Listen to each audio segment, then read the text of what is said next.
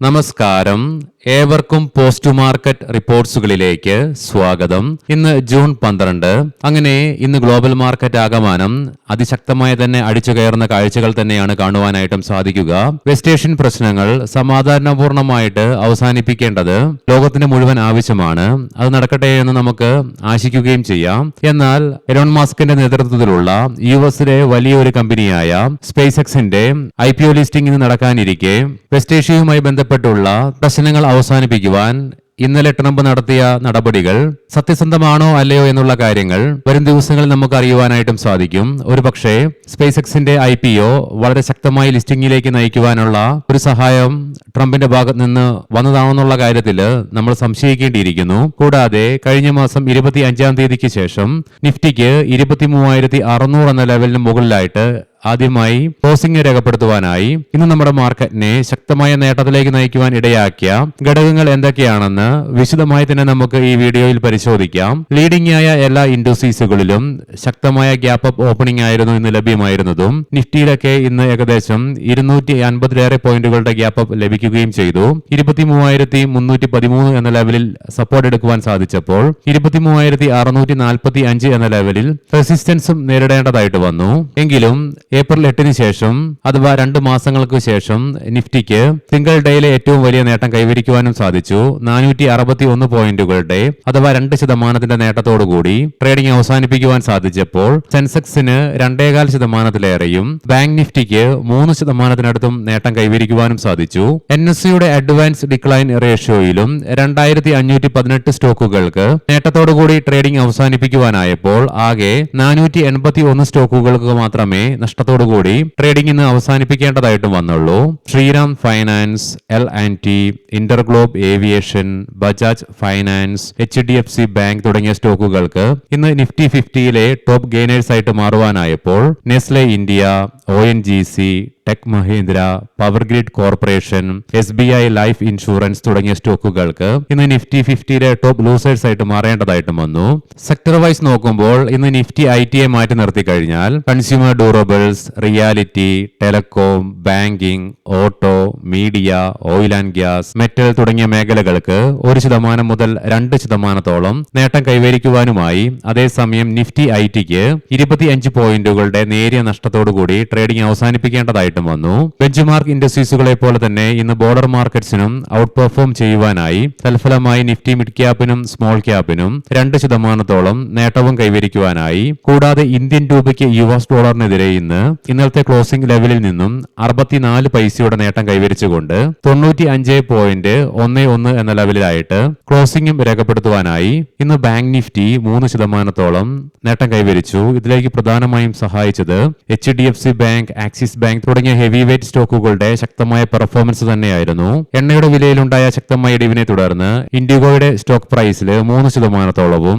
HPCLന്റെ stock price 4%-ഓളവും, tyre സ്റ്റോക്കുകളിൽ 2 മുതൽ 3%-ഓളവും ഉയർച്ചയും അനുഭവപ്പെട്ടു. ഇനി നമുക്ക് ഇന്ന് നമ്മുടെ മാർക്കറ്റിനെ ശക്തമായ നേട്ടത്തിലേക്ക് നയിക്കുവാൻ ഇടയാക്കിയ ഘടകങ്ങൾ എന്തൊക്കെയാണെന്ന് വിശദമായി തന്നെ പരിശോധിക്കാം.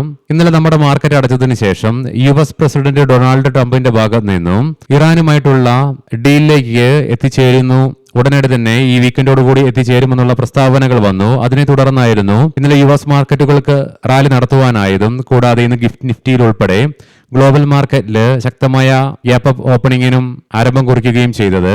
എന്നാൽ അതേസമയം ഇന്ന് രാവിലെ വരെയും ഇറാന്റെ ഭാഗത്ത് നിന്നും ഇതിനോട് വിയോജിപ്പ് രേഖപ്പെടുത്തിയെങ്കിലും പിന്നീട് ഇന്ന് സമയം പിന്നിട്ടപ്പോൾ ഇറാന്റെ ഔദ്യോഗിക വാർത്താ ഏജൻസിയായ മെഹറിന്റെ ഭാഗത്ത് നിന്നും ഇറാനും US-ഉം തമ്മിൽ ഒരു ധാരണയിലേക്ക് എത്തിച്ചേർന്നെന്നും, അതായത് നിലവിലുള്ള ഹോർമോസിലെ ബ്ലോക്കേഡ് മാറ്റിക്കൊണ്ട് അമേരിക്ക ഹോർമോസിൽ നിന്നും പിൻവാങ്ങുമെന്നും കൂടാതെ ഇറാന് മുകളിലുള്ള എല്ലാ ഉപരോധവും മാറ്റി നൽകാമെന്നുള്ള ധാരണയിലേക്ക് ഇരു കൂട്ടരും എത്തിച്ചേർന്നു എന്നുള്ള പ്രസ്താവന മെഹർ റിപ്പോർട്ട് ചെയ്തിട്ടുണ്ട്. അതുകൊണ്ട് തന്നെ ഇന്ന് പിന്നീട് ഇറാന്റെ ഔദ്യോഗിക മാധ്യമത്തിലൂടെ തന്നെ പുറത്തു വന്ന ഈ റിപ്പോർട്ട് ഇന്ന് ഗ്ലോബൽ മാർക്കറ്റിനെ എന്ന പോലെ തന്നെ ഇന്ത്യൻ മാർക്കറ്റിനെയും തീപിടിപ്പിക്കുന്ന കാഴ്ചകൾ തന്നെയാണ് കാണുവാനായിട്ടും സാധിക്കുക. കൂടാതെ ഇരു രാജ്യങ്ങളും തമ്മിലുള്ള സമാധാന കരാർ യൂറോപ്പിൽ വെച്ച് ഈ വീക്കെൻഡിൽ, അതായത് നാളെയോ മറ്റന്നാളോ ആയിട്ട് നടപ്പിലാകുമെന്നുള്ള റിപ്പോർട്ട്സ് ആണ് ലേറ്റസ്റ്റ് ആയിട്ട് വന്നുകൊണ്ടിരിക്കുന്നതും. ഈ ഒരു ഘടകം തന്നെയാണ് ഇന്ന് ഉച്ചതിരിഞ്ഞ് ഇന്ത്യൻ മാർക്കറ്റിനെ ശക്തമായ നേട്ടത്തിലേക്ക് നയിക്കുവാനും ഇടയാക്കിയത്. ഇന്ന് ഓപ്ഷൻസിലൊക്കെ ട്രേഡ് ചെയ്യുന്നവർക്കറിയാം, എസ്പെഷ്യലി ഓപ്ഷൻ റൈറ്റേഴ്സിന് ഇരു സൈഡിലേക്കുമുള്ള പ്രീമിയംസ് ഒക്കെ ശക്തമായി തന്നെ ഷൂട്ടപ്പ് ആവുകയും ചെയ്തു. പലർക്കും സ്റ്റോപ്പ് ലോസും ഹിറ്റ് ചെയ്തിട്ടുണ്ടാകാം. എസ്പെഷ്യലി ഇന്ന് ഓപ്ഷൻ റൈറ്റേഴ്സിനെയൊക്കെ സംബന്ധിച്ചിടത്തോളം വളരെ ഡിഫിക്കൽട്ട് ആയിട്ടുള്ള ഒരു ട്രേഡിംഗ് സെഷൻ തന്നെയായിരുന്നു. എന്നാൽ അതേസമയം ബയേഴ്സിന് മികച്ച ഒരു ദിനം തന്നെയായിരുന്നു ഇന്ന്. കൂടാതെ നിക്ഷേപകരെ സംബന്ധിച്ചിടത്തോളവും കുറേയേറെ കാലങ്ങൾക്ക് ശേഷം പല സ്റ്റോക്കുകളിലും ഇന്ന് പച്ച കത്തുകയോ അതല്ലെങ്കിൽ അവരുടെ PNL-ലുള്ള ലോസ് കുറയുന്ന കാഴ്ചകളും കാണുവാനായിട്ടും സാധിച്ചിരുന്നു. വെസ്റ്റ് ഏഷ്യൻ പ്രശ്നങ്ങളുടെ മുകളിൽ പുതുപ്രതീക്ഷകൾ വന്നതിനെ തുടർന്ന് എണ്ണയുടെ വിലയിൽ ശക്തമായ ഇടിവ് തന്നെയാണ് അനുഭവപ്പെടുന്നത്. ബ്രെന്റ് ക്രൂഡിന്റെയും ക്രൂഡ് ഓയിലിന്റെ വിലയിൽ 3.25% അഥവാ $3.4 മുകളിൽ ഇടിവാണ് അനുഭവപ്പെടുന്നത്. ബ്രെന്റ് ക്രൂഡിന്റെ വില $87.03 ക്രൂഡ് ഓയിലിന്റെ വില $84.43 പെർ ബാരൽ എന്ന നിലയിലേക്ക് എത്തിച്ചേർന്നതും. കൂടാതെ ഇന്നലെ US മാർക്കറ്റുകൾക്ക് ശക്തമായ നേട്ടത്തോടുകൂടി ട്രേഡിംഗ് അവസാനിപ്പിക്കുവാൻ സാധിച്ചതും മാത്രമല്ല, ഇന്ന് വ്യാപാരം നടത്തിയിരുന്ന യൂറോപ്യൻ, ഏഷ്യൻ മാർക്കറ്റ്സിൽ അനുഭവപ്പെട്ട ശക്തമായ പോസിറ്റീവ്നെസിനെ തുടർന്ന് ഗ്ലോബൽ ക്യൂസ് ശക്തമായി നിലനിന്നതിനാലും കൂടാതെ ഇന്ത്യൻ രൂപയ്ക്ക് ഇന്ന് സിംഗിൾ ഡേ കൊണ്ട് 65 പൈസയുടെ നേട്ടം $1 കൈവരിക്കുവാൻ സാധിച്ചതും. ഇതിനെല്ലാം പുറമെ ഇന്ത്യ വിക്സിന് ഇന്ന് 15.77% ഇടിവ് രേഖപ്പെടുത്തിക്കൊണ്ട് 14.71 എന്ന ലെവലിലേക്ക് വീണ്ടും കൂൾ ഓഫ് ആകാൻ സാധിച്ചു. മെയ് മാസം 27 ശേഷം ഇതാദ്യമായിട്ടാണ് ഇന്ത്യ വിക്സ് 15 എന്ന ലെവലിന് താഴെയായിട്ട് ആദ്യമായി ക്ലോസിംഗും രേഖപ്പെടുത്തുന്നത്. ഈ ഘടകങ്ങളുടെയൊക്കെ അനുകൂലമായിട്ടുള്ള ഇമ്പാക്ട് തന്നെയാണ് ഇന്ന് നമ്മുടെ മാർക്കറ്റിനെ ശക്തമായ നേട്ടത്തിലേക്ക് നയിക്കുകയും ചെയ്തത്.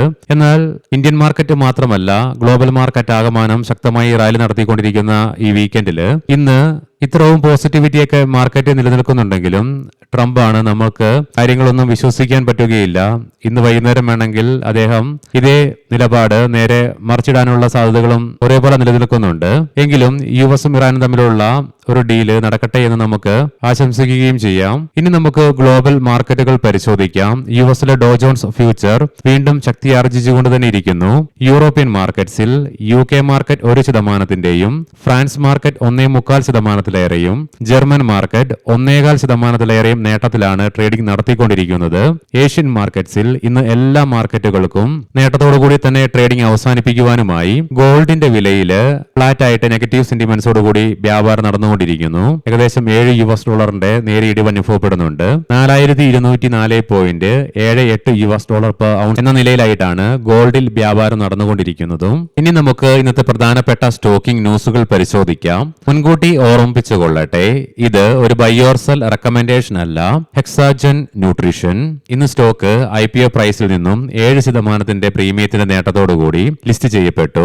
Tata Motors passenger vehicles July 1 മുതൽ കാറുകളുടെയും SUV-കളുടെയും വിലയിൽ 1.5% വിലവർദ്ധനവ് കമ്പനി പ്രഖ്യാപിച്ചു.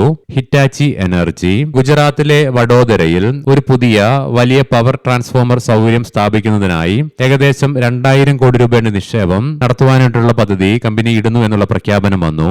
നെസ്ലെ ഇന്ത്യ മാഗി പാക്കറ്റിൽ പ്രാണികളെയും ലാർവകളെയും കണ്ടെത്തിയതുമായി ബന്ധപ്പെട്ട പരാതിയിൽ ഫസായി കമ്പനിക്ക് നോട്ടീസ് അയച്ചതായിട്ടുള്ള റിപ്പോർട്ട്സ് ഇന്ന് പുറത്തു വന്നു. ഇതിനെ തുടർന്ന് ഇന്ന് സ്റ്റോക്കില് 3% ഇടിവും ഇൻട്രാഡേ ബേസിസിൽ അനുഭവപ്പെടുകയും ചെയ്തു. JSW infra qualified institutional placement വഴി 6,000 കോടി രൂപയുടെ ഫണ്ട് റൈസിംഗിന് കമ്പനി പദ്ധതിയിടുന്നു എന്നുള്ള റിപ്പോർട്ട്സ് വരുന്നുണ്ട്. NLC ഇന്ത്യ സർക്കാർ നടത്തുന്ന നിർണായകവും തന്ത്രപരവുമായ ധാതു ബ്ലോക്ക് ലേലങ്ങൾക്ക് മുൻഗണന ലേലക്കാരനായിട്ട് കമ്പനിയെ പ്രഖ്യാപിച്ചു. ശക്തി പമ്പ്സ് ഇന്ത്യ 2.2 ജിഗാവാട്ട് സോളാർ നിർമ്മാണ പ്ലാന്റ് സ്ഥാപിക്കുന്നതിനായി കമ്പനിയുടെ അനുബന്ധ സ്ഥാപനമായ ശക്തി എനർജിയിൽ 10 കോടി രൂപ കമ്പനി നിക്ഷേപിക്കും. ലിൻഡ് ഇന്ത്യ 12 രൂപ പെർ ഷെയർ എന്ന നിലയിൽ ഡിവിഡൻഡ് കമ്പനി പ്രഖ്യാപിച്ചു. ഓഗസ്റ്റ് 6, 2026 ആണ് ഡിവിഡൻഡിന്റെ റെക്കോർഡ് ഡേറ്റ് ആയിട്ട് പരിഗണിക്കുന്നതും. ഏവർക്കും നല്ലൊരു വീക്കെൻഡ് ആശംസിക്കുന്നു. ഞായറാഴ്ച ഉച്ചതിരിഞ്ഞ് മാർക്കറ്റ് ഔട്ട്ലുക്ക് വീഡിയോയുമായി കണ്ടുമുട്ടാം. നന്ദി, നമസ്കാരം.